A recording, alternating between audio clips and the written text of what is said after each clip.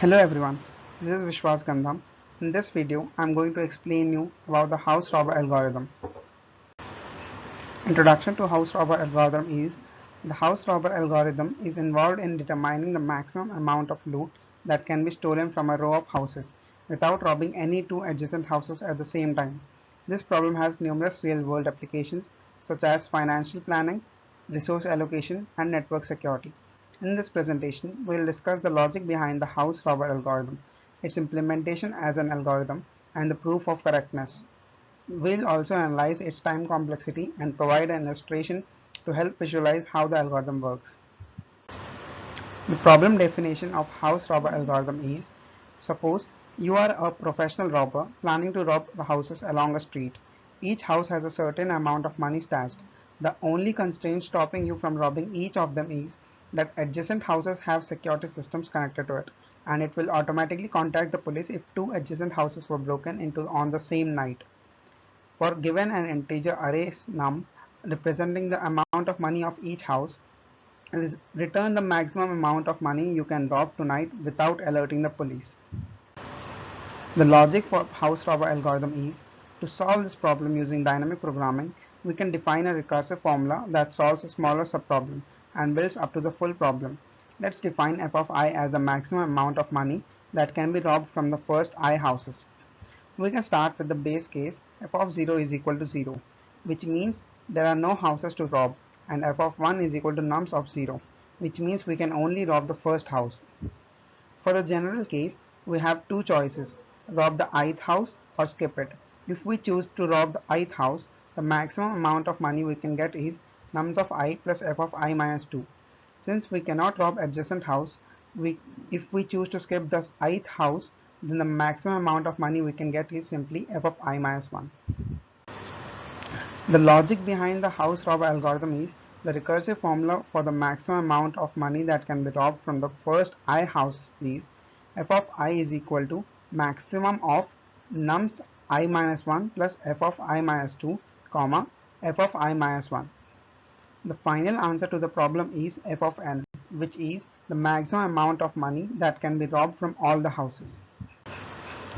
The algorithm for house robber solution is: initialize the array to store the results of subproblems, and then implement the base cases and compute the solutions for larger subproblems iteratively. Then finally, return the final solution. To implement this algorithm using dynamic programming, we can use a bottom-up approach and store the results of the subproblem in an array. We start with the base cases and iteratively compute the solutions for larger subproblems until we reach the final solution. Initialize an array f of size n plus 1, where f of 0 is equal to 0 and f of 1 is equal to nums of 0. For I from 2 to n plus 1, compute f of I using the recursive formula f of I is equal to max of nums I minus 1 plus f of I minus 2 and f of I minus 1. Then finally, return f of n plus 1 as the final solution. This is the source code for house robber algorithm. Now, the source code, the code defines a function house robber that takes a vector of integers nums as input and returns the maximum amount that can be robbed using dynamic programming. It initializes an array f to store the results of subproblems and iteratively computes the solutions for larger subproblems using the recursive formula. Finally, it returns the final solution f of nums of size. In the main function, we define a vector of integers nums and call the house robber function to get the maximum amount that can be robbed. Then we print the result to the console. For illustration, just suppose we have a row of houses represented by an array of integers. Let the array be 1, 2, 3, 1. Now create an array f to store the maximum amount that can be robbed for each subproblem.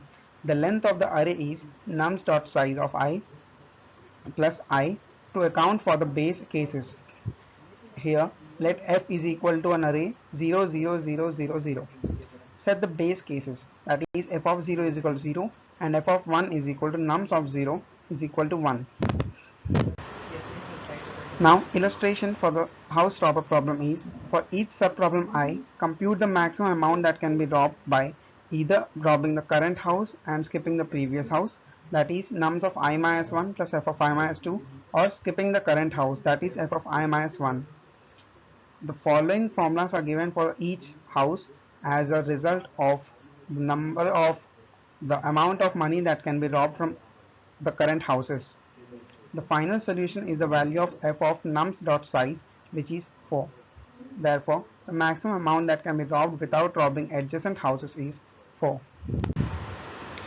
The proof of correctness for house robber algorithm.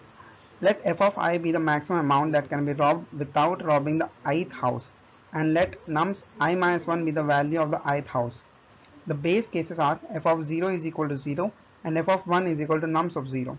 For each subproblem I, we compute the maximum amount that can be robbed by either robbing the current house and skipping the previous house, or skipping the current house. That is, f of I is equal to max of nums I minus 1 plus f of I minus 2, comma f of I minus 1. The correctness of the house robber algorithm can be proven using mathematical induction.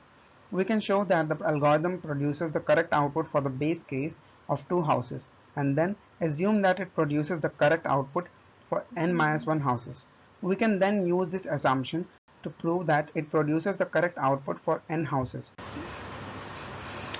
Base case, that is I is equal to 1, f of 1 is equal to nums of 0. This is the correct base case since we can only rob the first house. Inductive step, I greater than equal to 0. Suppose that the recurrence relation is true for all the subproblems up to I minus 1. We want to show that it is also true for subproblem I. There are two cases. If we can rob the ith house, we cannot rob the I minus 1th house. So the maximum amount that can be robbed is nums of I minus 1 plus f of I minus 2. If we skip the ith house, the maximum amount that can be robbed is f of I minus 1. Therefore, the maximum amount that can be robbed without robbing the ith house is the maximum of these two values. F of I is equal to max of nums of I minus 1 plus f of I minus 2, comma f of I minus 1. This is the same recurrence relation as before, so the proof is complete. By induction, we have shown that the recurrence relation is true for all subproblems, and therefore the computed solution f of nums dot size is indeed the maximum amount that can be robbed. The time complexity for house robber algorithm is as follows. The house robber problem using dynamic programming in a bottom-up approach has a time complexity of big O of n, where n is the length of the input array. To find the time complexity, we have to first examine the recurrence relation that we use to compute the maximum amount that can be robbed without robbing adjacent houses. F of I is equal to max of nums I minus 1 plus f of I minus 2, comma f of I minus 1. For each subproblem I, we only need to look at the previous two subproblems, I minus 1 and I minus 2. Therefore, the time complexity of computing f of I is big O of 1. To compute the entire array of f of size n plus 1, we need to compute each subproblem from f2 to fn plus 1 using the recurrence relation. This requires a total of n iterations, each of which takes big O of 1 time. Therefore, the total time complexity of computing the entire array f is big O of n.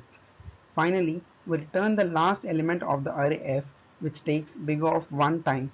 Therefore, the overall time complexity of the house robber problem using the dynamic programming in a bottom-up approach is big O of n.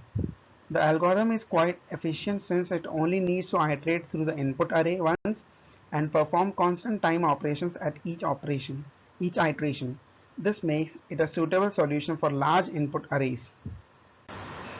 There are alternative approaches to solving the house robber problem, such as using memoization, top-down dynamic programming, or recursion with memoization. However, these approaches have the same time complexity of big O of n in the worst cases. Memoization can actually have a higher overhead than bottom-up dynamic programming, since it involves storing the results of subproblems in a hash table or an array, which can increase the space-time complexity of the algorithm. Therefore, bottom-up dynamic programming is the optimal solution for solving the house robber problem in terms of time complexity and it cannot be further optimized. In conclusion, we can say that the house robber problem can be solved efficiently using dynamic programming in a bottom-up approach. The optimal substructure of the problem allows us to compute the maximum amount that can be robbed by examining each house in a linear fashion and making optimal decisions at each step. The time complexity of the algorithm is big O of 1, where n is the length of input array, which is optimal. The algorithm can be implemented in C++ using an array to store the intermediate results, and it can handle large input arrays efficiently. This makes it a suitable solution for real-world applications where the number of houses to be robbed can be very large.